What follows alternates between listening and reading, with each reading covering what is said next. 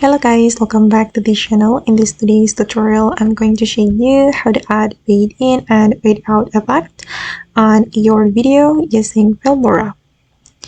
Okay, let's get into it guys. Here I have created a project on my Filmora application, and first of all I'm going to add this video to the timeline or the track like this. And to add fade in and fade out effect, we need to go to the audio menu and we can scroll down a little bit until we find the fade in and fade out effect.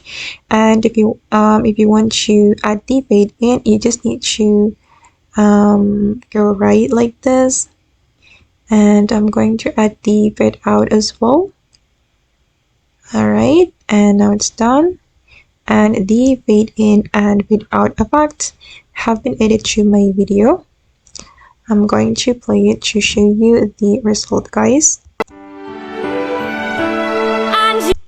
Okay, this is for the fade in effect, and I'm going to show you the fade out effect.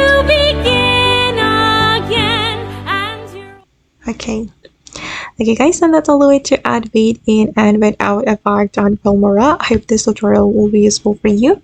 Thank you so much for watching, and bye.